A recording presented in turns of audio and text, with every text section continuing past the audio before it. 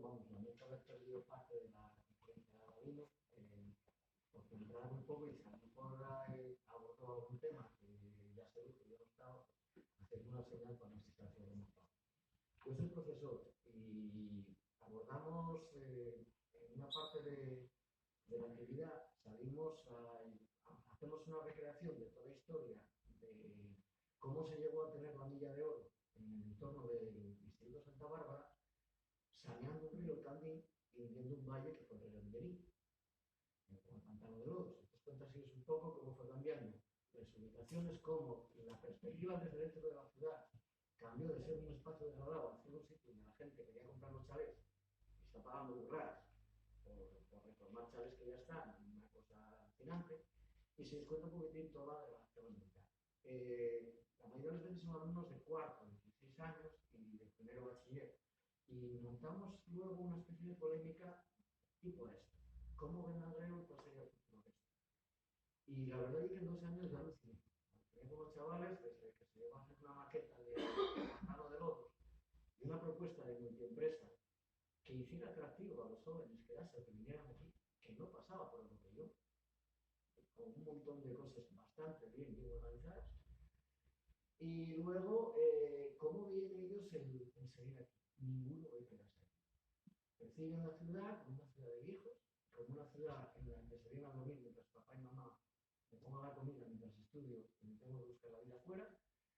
Y la única manera que viene esto un poquitín como posible para quedarse, siempre piensen que sea gente que no está aquí la que viene. Pero no que la sea. No ayuda a nadie. ¿Vale? Enlazando un poquitín con lo que comentabais y tal, yo parece que hay 3 ejes básicos para intentar volver a levantar. Yo pienso en Arreo, soy de la zona rural, pero pienso en cómo levantar el núcleo urbano, cómo asentar la población.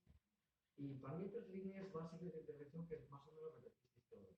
Una es el municipalismo participativo, o sea, cómo conseguir que la gente se implique en diseñar la ciudad que tiene. La sostenibilidad, y la sostenibilidad no hay que olvidarse que la sostenibilidad queda muy guapa en los papeles, pero no es nada si el paisano que va a ser objeto de eso ve que gana algo. Y para que alguien se quede aquí, fundamental, antes que la vivienda, es el trabajo. Es el conseguir que aquí haya un tipo de actividad. Yo siempre os contamos a los chavales, pues eso, toda la historia que tiene la Cervera, Duro Cervera, Uninsa, Sidesa, cuáles fueron los primeros talleres que se fueron cerrando, que yo de guaje no necesitábamos el reloj, sabíamos los tipos de sirenes para poner hora y ellos alucinan. Vale, pues todo eso queda muy guapo, pero luego al final ellos mismos te dicen, es que siempre nos decís los grandes que fuimos, y eso no va a volver. Eso no va a volver. Luego intentas darles la vuelta y dices, mira, si mañana proponéis en casa que vais a hacer una fábrica que haga los discos cuadrados, por mucho que se ríen de vosotros, tiene tanto futuro como pensar en el carbón ahora. El mismo. Cualquier proyecto, por extraño que nos parezca, tiene que ser totalmente distinto. Lo que normalmente tira a esas series centrales siempre llega el ocio, de un modelo americano, de un centro comercial con los cines, con las actividades, luego una red de transportes y después que la gente quiera vivir en un entorno, a ser posible que destaque, llamándolo la Fresneda, llamándolo las parcelas de sol o como quieran llamar. Y eso aquí me limita. Están todos estos mucho más cerca y tenemos unas ciudades que funcionan como un y que tenemos metido en la cabeza la gente que tiene posible, que eso es lo bueno. Sea Oviedo, sea Gijón, entonces, dijimos, la sostenibilidad, la participación, y yo creo que otra que lleva básica, por lo menos para empezar, y el intervencionismo. Nos gusta, aunque suene feo, desde el ayuntamiento, escuchando a las asociaciones de vecinos, con las comisiones de expertos, lo que sea. Hay modelos de intervencionismo que son como muy vistosos y que son muy polémicos. Yo pienso Marinaleda. Marinaleda aquí no tiene sentido. Pero, por ejemplo, tenemos manzanas enteras de casas con edificios que ronden ser históricos de la Cervera, y en vez de tirarlos y pensar que la constructora por narices va a ser un tercio del potencial de una nueva ciudad, sí se puede plantear que sin que los inquilinos pierdan la posesión, desde el ayuntamiento, unos planes de empleo en que unos chavales que no tienen nada, inmigrantes o lo que queráis, si os da la posibilidad de arreglar ese escasez, el ayuntamiento interviene asegurando un alquiler bajo a la persona que eso, y eso sí si asienta gente aquí. Y salvaríamos una ciudad. Claro, dices, ¿cómo vamos a hacer eso aquí? ¿Cómo se dignificó Chueca? O barrios marginales de Madrid. Más que de repente haciéndolos muy apetecibles y diciendo que lo que antes era cutre ahora es vintage y que mola, y el problema pasa a ser al revés, que la gente lo que la eche. ¿Vale? Ese es pienso en edificios manzanas enteras aquí en la Pedrera, que parece que el negocio o el valor está en el derribo y en la construcción nueva. ¿A quién? Y luego tenemos edificios que son, pero geniales. Incluso zonas, la separación entre Pando, Pénjamo y La Pomar, tienes un montón de casas que están a punto de caer, que en cualquier otro sitio, con un poco de educación y un plan en el que ligado al empleo y a que se reconstruya y tal, pues anda, está bien orientado, no está lejos de nada, y sin embargo parece que siempre vamos a pensar en que esto está mal, vamos a tirar y otro.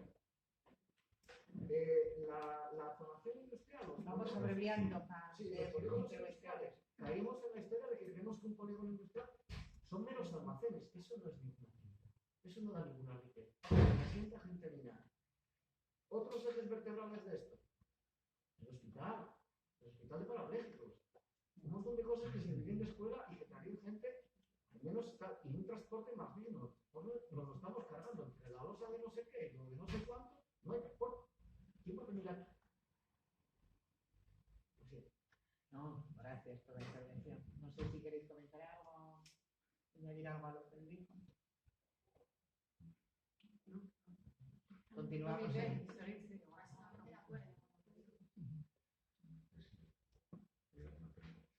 Bien. No, yo quería conocer la posición de Aladino con la propuesta de área metropolitana, que antes hiciste. ¿Cuál era tu posición? ¿Cómo lo ves? ¿Cuál era tu propuesta? ¿Estás de acuerdo? ¿Crees que debería ser de otra forma o que no debería haber? Bueno, voy a intentar ser breve, porque el asunto tiene mucha enjundia. Un área metropolitana, de hecho, la tenemos. Y funciona bien, funciona bastante bien. Y funciona bien, como se decía ya desde la mesa, porque tenemos unos consorcios bastante bien diseñados. Sobre todo, Cabasa funciona bien. O funciona bien cogerse.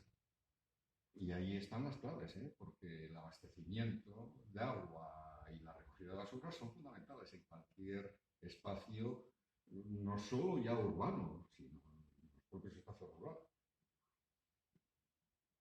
El consorcio quizá más eficiente es el de transportes, pero claro, realizar los transportes bien en un espacio como el del área central, donde en los últimos 30 años se dio una difusión urbana absolutamente desorganizada,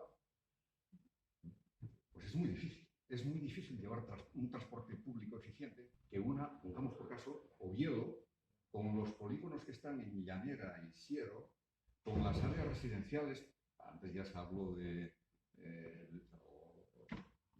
Soto de Llanera o de la Sagrera, es que es muy difícil tener un transporte público, ya digo, que sea rápido y que por tanto sea aceptado por los usuarios de polígonos industriales o de áreas residenciales o de centros comerciales.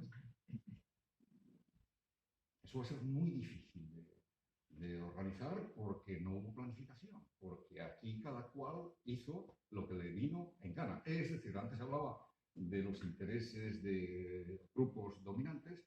El Parque Principado está ahí porque a Eroski, de la cooperativa Mondragón, se le antojó. En el ángulo casi recto formado por dos autovías o autopistas y en el espacio central por excelencia de Asturias. Pues con los argumentos de que se iban a crear 1.200 puestos de trabajo y la mayoría femeninos, pues se le dio licencia y sin exigencias ambientales. Aumentó la contaminación, por ejemplo, del río Nora de una manera tremenda. No hay todavía un acceso adecuado a Parque Principado, ahora en Asturias. No lo hay todavía. Vamos, es un desastre eso, ¿no? Entonces, bueno, organizar los transportes va a ser muy difícil por esa razón. pero además funciona bastante bien. ¿Para qué crear entonces una entidad política intermedia? Yo prefiero decir interpuesta entre la comunidad autónoma y los ayuntamientos. Pensemos en un ejemplo. ¿Cómo se resolvería desde el área metropolitana el grado en deportes que en principio iba a impartir? Pues de una manera salomónica. Ahí los alcaldes, fundamentalmente el de Oviedo y el de Gijón, llevarían sus cuchillos y al final se iba a partir la criatura y un trozo para cada cual. Eso es una solución. Yo creo que ya tenemos parlamentos suficientes y el Parlamento regional y el gobierno regional tienen esas competencias, que las asuman y decidan. Tenemos suficiente participación democrática. Yo discrepo de manera radical de aquellos que piensan que la democracia mejora llevando las decisiones a las comunidades de propietarios o de vecinos. No, tenemos parlamentos suficientes. Pero hay que hacerlos, asumir sus competencias y que funcionen en la defensa de los intereses generales. Y en materia de ordenación del territorio y urbanismo, evidentemente no se funcionó en Asturias ni se funciona. Tenemos unas directrices regionales de ordenación del territorio absolutamente desfasadas, del año 91, como tú sabrás bien. Antes habrá que hacer eso. Y pensar en un gobierno, ya digo, interpuesto, que iba a suponer el choque de intereses, no voy a decir localistas, voy a decir solo locales. Y no creo que ahí en esa plataforma se defendieran bien y de manera suficiente los intereses de las cuencas mineras. No creo. Sobre todo desde la crisis del 2008, que hace por primera vez que los núcleos hegemónicos empiecen a sentirse mal, porque entre otras cosas pierden población. Desde el 2010, Gijón, Oviedo, Siero y sobre todo pierden población. Tienen ahí un problema. Todos tienen baldíos urbanos, sobre todo Oviedo, el Solarón en Gijón, pero la fábrica de armas o el antiguo hospital. En el área metropolitana, ante esos baldíos que están en el espacio hegemónico y estratégico fundamental, se iba a dar prioridad a la línea de ruinas que tenemos entre casi María Luisa y Peñarrubia, porque algunos de los polígonos industriales nuevos salidos de los fondos del Fondo de la Minería son ruinas. Son ruinas. Más allá de María Luisa está la Salomía. Y está Riaño 2 y Riaño 3. No, eso es tremendo. Yo no creo en el área metropolitana institucionalizada. Creo que sería algo innecesario, que iba a crear conflictos. En Asturias no tenemos masa crítica para eso. Somos 1 millón y vamos a ser menos de habitantes. ¿Qué papel iba a jugar el gobierno regional y el gobierno del área metropolitana? ¿Cómo se reparten ahí las tareas políticas? ¿No iba a haber luchas internas? Pues sí, iba a haber unos problemas tremendos.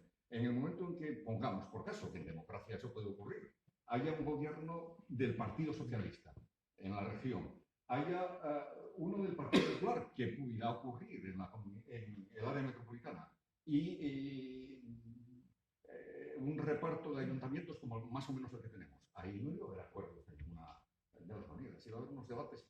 Y me refiero, casi siempre que hablo de esto, a casos que conozco de áreas metropolitanas. El de Barcelona. Ya sabéis que Jordi Pujol, en su etapa de poder y de dominio, fumigó el área metropolitana de Barcelona. ¿Por qué? Porque estaba en manos de la izquierda y no le convenía. Y la disolvió. Y Cataluña tiene 7 millones de habitantes. Teóricamente masa crítica para tener un área metropolitana como esa. Pues se la cargó. Se nos vende el área metropolitana de Vigo, pero es que no funciona el área metropolitana de Vigo. Pontevedra no está en el área metropolitana de Vigo. ¿Cómo va a estar Pontevedra? Si es la capital. Va a entrar en el área metropolitana de Vigo Pontevedra, que tiene una diputación provincial. Hombre, pues una cuestión de huevos, digamos. Yo ahí no voy, vamos, ni loco. Pero ¿qué pasa?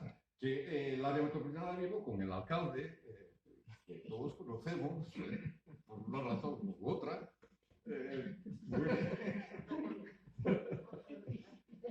pues es del Partido Socialista, teóricamente de izquierdas, y el PP gobierna la comunidad autónoma, y ahí hay choque. ¿Y por qué La Coruña entonces no sería también área metropolitana? Un jarro. Que no, eso es un problema. En la situación de Asturias hay otros espacios, hasta la élite, en España, que no se plantea formalizar el área metropolitana y crear una nueva institución. Pensemos en Zaragoza, por ejemplo, o en Alicante, Elche, o en la Bahía de Cádiz. Jerez y Cádiz son los dos núcleos, pero está Santa María, Puerto de Santa María, y otros núcleos importantes urbanos. Ahí. ¿No? Será por algo. Si lo que tenemos funciona, es un tópico esto, ¿no? Te voy a decir, ¿para qué ir a otro modelo que no sabemos cómo va a resultar? Lo que sí tenemos claro, y lo ve mucha gente, es que el área metropolitana y sobre los concejos de Sierra y Llanera, últimamente, bueno, en estos últimos 30 años, pues tienen problemas de desplanificación, de ubicación aleatoria, de funciones con contradicciones entre sí. Porque la Fresneda está al lado de la autopista, pero también al lado del polígono de Sigüota. Ahí empieza a haber problemas ambientales graves. Y eso lo vemos todos, porque pasamos todos por ahí, lo vemos como algo mal. Y alguien lanzó la idea de que si hubiera una área metropolitana, y sobre todo para ese espacio del centro-centro, pues las cosas irían mejor. Y es mentira. Es mentira. No irían mejor si el gobierno de la comunidad autónoma hubiera asumido y asumiera en el presente las competencias que tiene en esa materia para ordenar y para controlar situaciones que permitan, por ejemplo, avance en el transporte público. Bueno, no creo en el área metropolitana.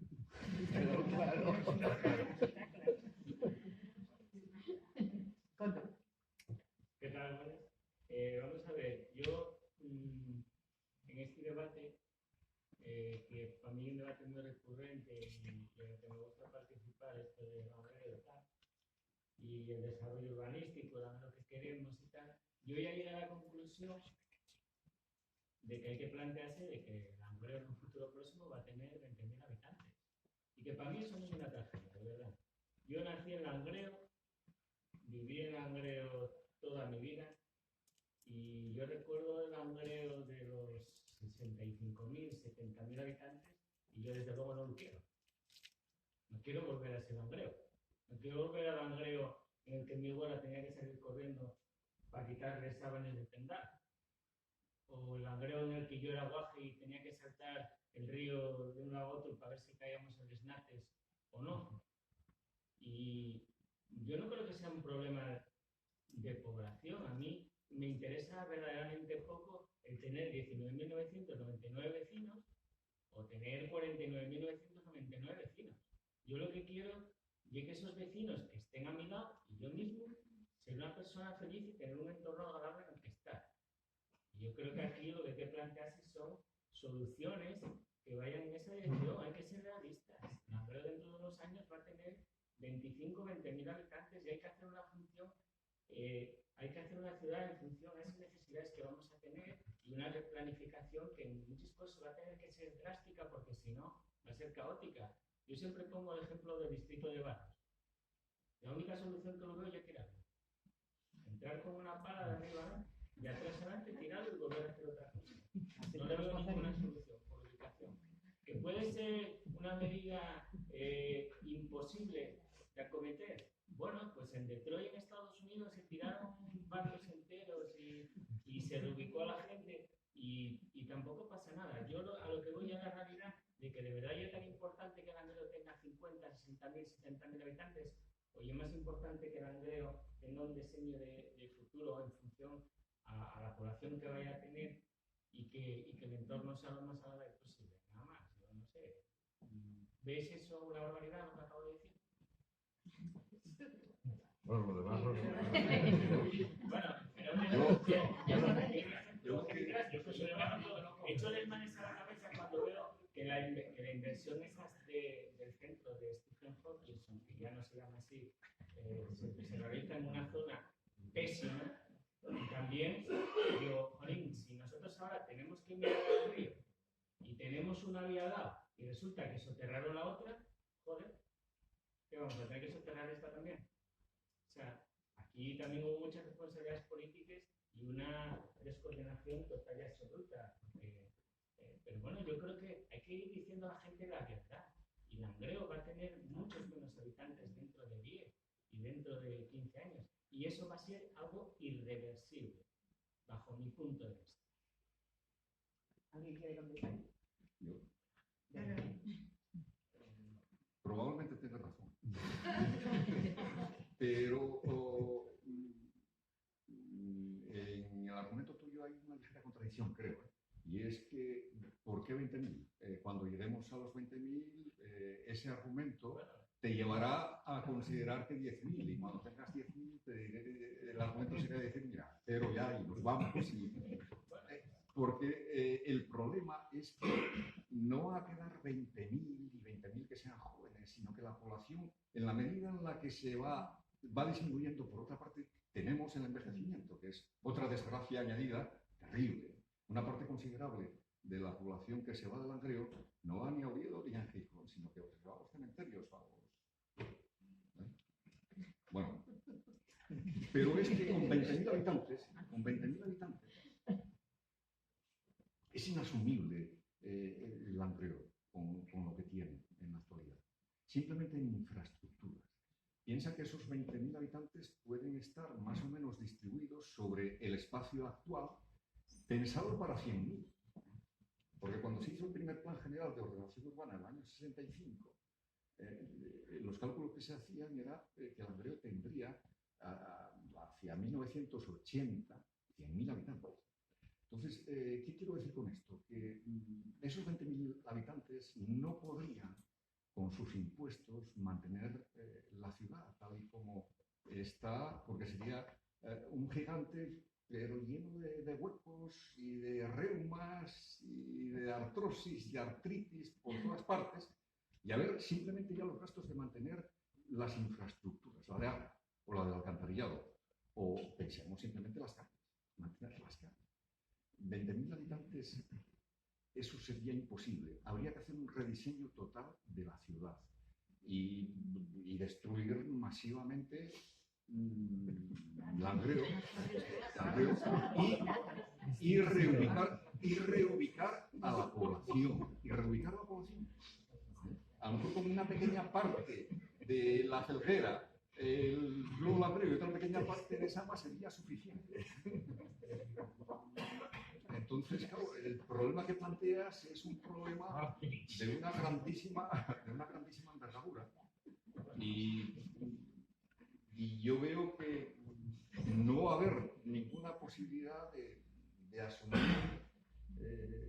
esa situación para que los 20.000 habitantes de los que hablas se encuentren a gusto, porque van a estar en un espacio absolutamente ruinoso.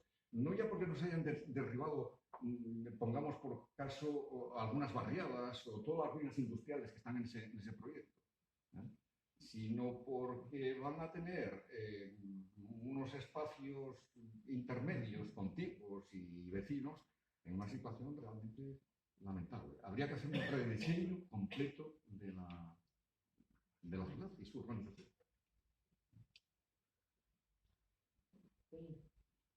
Sí, antes de entrar en el tema de la ciudad, yo quería hacer una reflexión al hilo de lo que planteó Lorena. Lorena decía algo así como que falta un debate global, honesto, que vaya más allá de los debates sectoriales.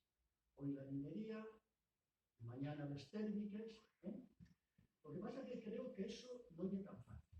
Y no es tan fácil porque probablemente esta reflexión mía sí es bastante desesperanzadora. Probablemente no tengamos bien asumido el papel que nos toca jugar como institución cuando estamos en el gobierno.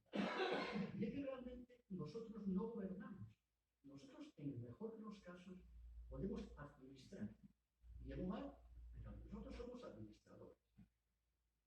Incluso cuando salga el gobierno central de Pedro Sánchez, espero que con Podemos, van a seguir siendo administradores. ¿Por qué? Porque en el marco de esta democracia burguesa, y es poco realmente lo que podemos hacer, porque las directrices y las líneas maestras ya vienen marcadas.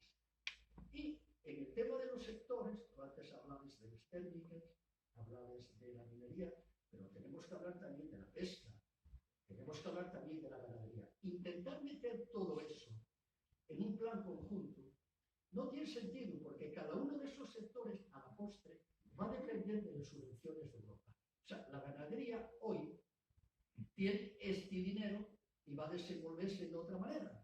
Y dentro de no sé cuántos años va a venir otro gobierno que va a dar una subvención X y va a poder desenvolverse de otra manera. Entonces nosotros, a veces yo creo que hacemos planes mayores de los que realmente podemos acometer, porque hay cosas que no están al alcance de nuestra mano, por desgracia, por desgracia. Y mientras Europa, digamos, no tenga una directriz social que sea capaz de hacer eso que tú dices, de un proyecto conjunto, de todas las áreas implicadas, de todos los sectores, y ofrecer un plan global, a nosotros va a resultar muy difícil. Yo con esto termino esta primera parte. Lo único que quiero decir es que a veces igual pensamos que podemos hacer más cosas de las que realmente podemos hacer.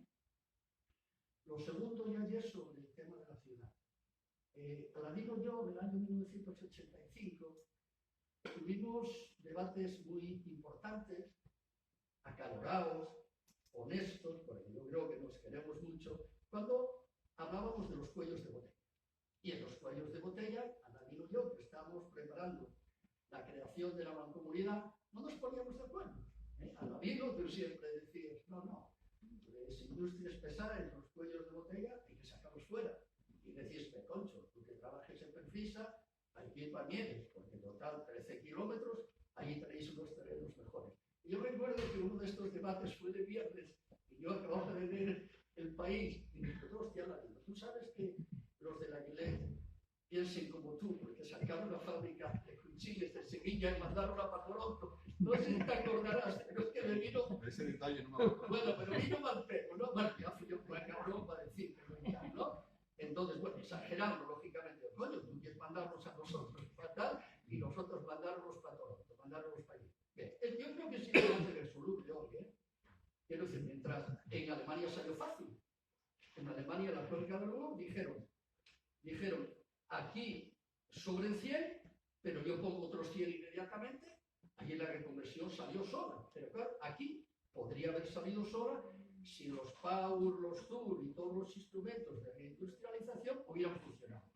Pero como no funcionaron, tenemos el chantaje encima de nosotros. Sacamos el cuello de botella y no hay alternativa.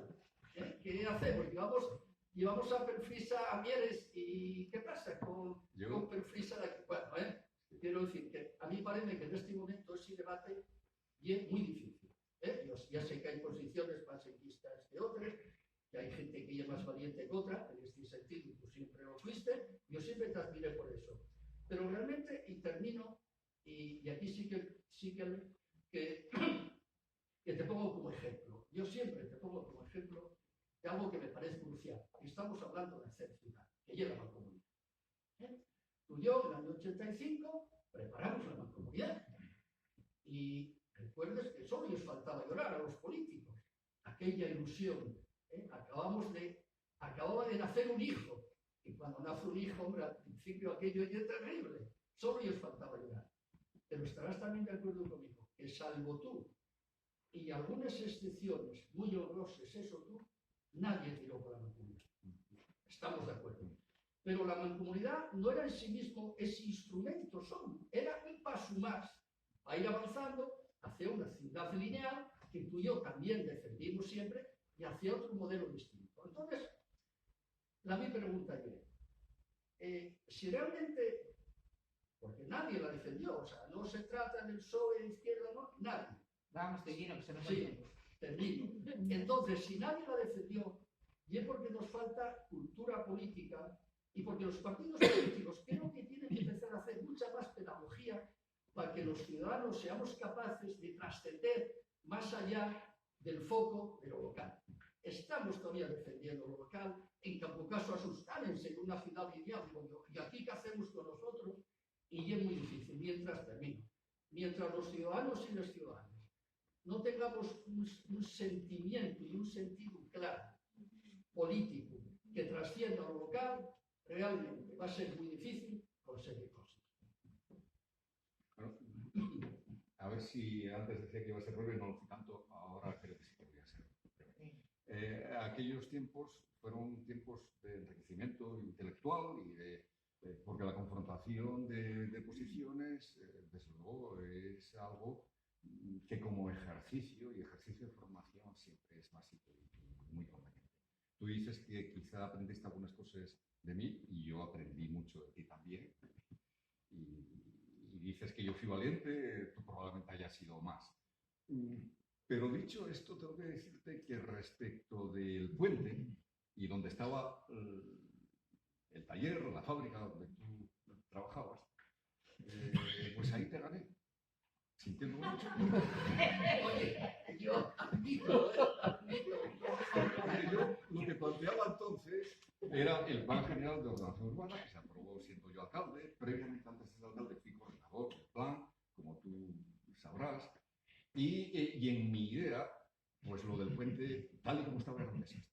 Con vías cruzando, pasos a nivel, talleres, campos de fútbol, la Guardia Civil, la Policía Nacional, la Iglesia, Dios, el Espíritu Santo, viviendas decimonónicas absolutamente deterioradas, vacías, ruinas. Y yo planteaba desde entonces un plan especial de reforma interior radical y ahí, amigo, pues gané. Gané porque lo que tenemos ahora en el puente es, y me siento orgulloso de haber señalado cuál era el camino. Me siento orgulloso de eso porque estoy totalmente convencido de que es muchísimo mejor de lo que había. Hay una modernización que ojalá se haya aprendido en el resto del Langreo y en el conjunto del valle, pues estaríamos en otras condiciones. Hablaba de la malla fina en Nieves. La malla fina se planteó simultáneamente con el nuevo Langreo. Del nuevo Langreo se tiró y se sacó. La malla fina pues fue un fracaso y ahí está. Bueno, quiero decirte... Admiro la tu habilidad, pero los 300 trabajadores que éramos allí, tu plan no sirvió para nada. Bueno, Vale. Date cuenta de que lo que yo planteaba era hacer una ciudad habitable. Langreo no lo era, y mucho menos lo era. La fábrica no podía seguir. Siendo yo alcalde, paralizamos la térmica porque se hicieron las primeras instalaciones en medidores de contaminantes y entraban en contradicción con las normas que se aprobaron en esos años 80 y cerramos la térmica, y no pasó nada. Y le pusimos sanciones. Bueno, la térmica yo siempre dije que está pésimamente ubicada y que para que Langreo sea una ciudad habitable tiene que desaparecer. Y yo era partidario de trasladar a la periferia actividades que estaban en clara contradicción con la función residencial. Porque estas ideas que os transmití no les tengo de ayer, les tengo desde hace mucho tiempo. Y ejercí, creo, siendo alcalde ya con ellas. Y de todas maneras, aunque se hizo el polígono industrial que tuvo éxito de Rellaño, siendo yo alcalde, para mí aquello fue un dolor. Fue un dolor